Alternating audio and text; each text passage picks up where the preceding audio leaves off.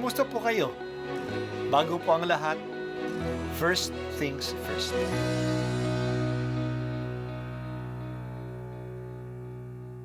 Good morning po. Sinisimulan po natin ngayon ang first things first. At dito po, tinatalakay natin sa unang bahagi ng umaga natin ay ang first readings na binabasa po sa banal na misa. Ito pong tinatalakay natin kasi madalas po kasi marami na tayong alam tungkol sa gospel readings.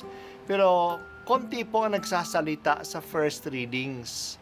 Pero ang first readings, bahagi din po yan ng Biblia, ng banal na kasulatan. Kaya susubaybayan po natin ang mga first readings, basahin po natin at kuminsan kailangan ng basahin ng 2 o 3 beses bago maintindihan kasi hindi po tayo familiar sa mga istorya at sa mga kaisipan na tinatalakay dito. Ang pagbasa mula sa unang sulat ni Apostol San Juan. Minamahal kong mga kapatid, sino ang makapagtatagumpay laban sa sanlibutan? Ang sumasampalatayang si Jesus ang anak ng Diyos.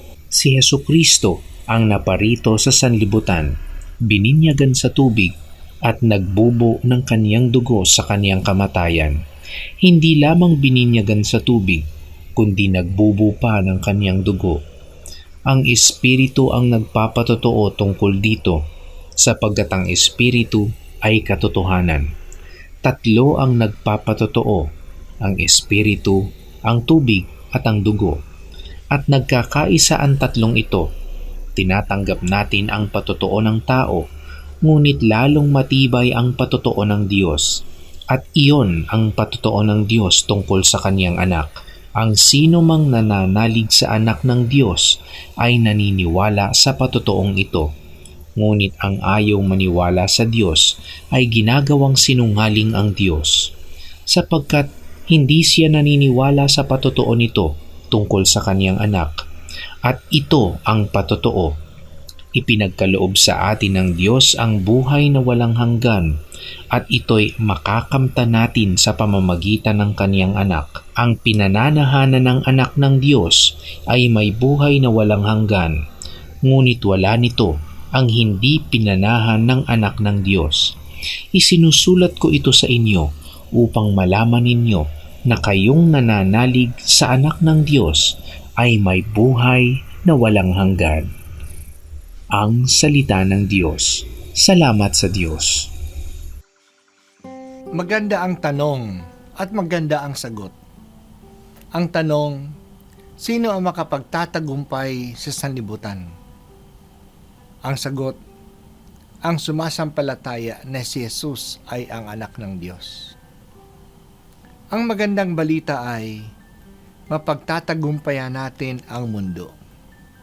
Kung minsan naisip natin na napakasama ng sanlibutan at malakas ang makamundong mga tao at mga institusyon, may pera sila, may sandata, may kapangyarihan, gumagamit ng dahas, nananakot, hawak nila ang social media.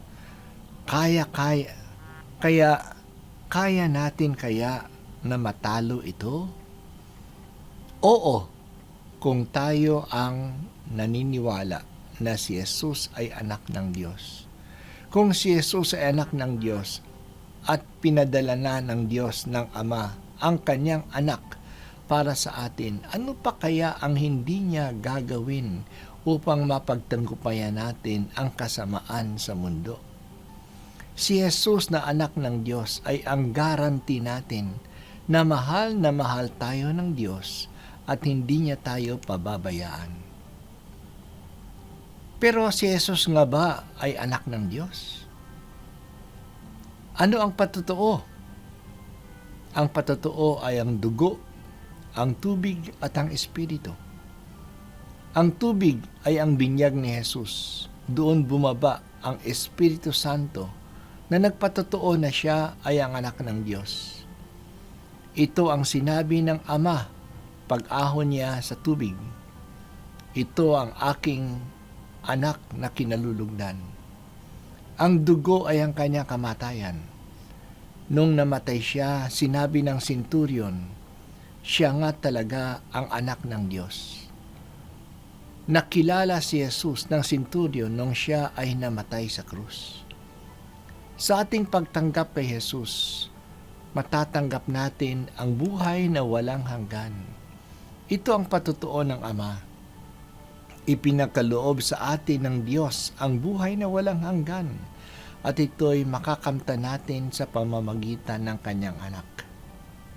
Ang pananampalataya natin kay Jesus na anak ng Diyos ay nagbibigay sa atin ng buhay na walang hanggan.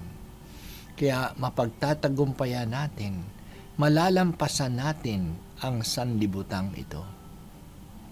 Naniniwala ba talaga tayo sa buhay na walang hanggan? Sa marami mga tao ay wala sa isip nila ang buhay na walang hanggan.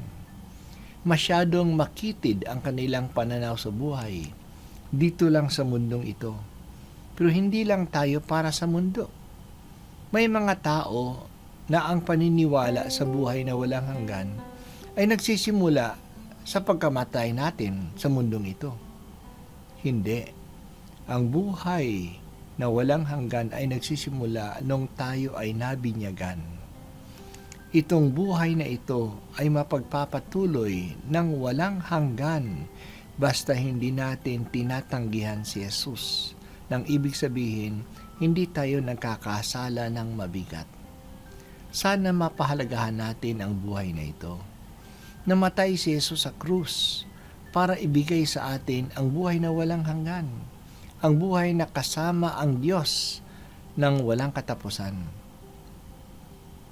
Panginoon, tulungan mo kami na palagi naming isaisip ang buhay na walang hanggan. Ito naman nga talaga ang layunin ng aming buhay. Tulungan mo kaming isaalang-alang ang buhay na walang hanggan sa mga desisyon na ginagawa namin sa aming buhay araw-araw.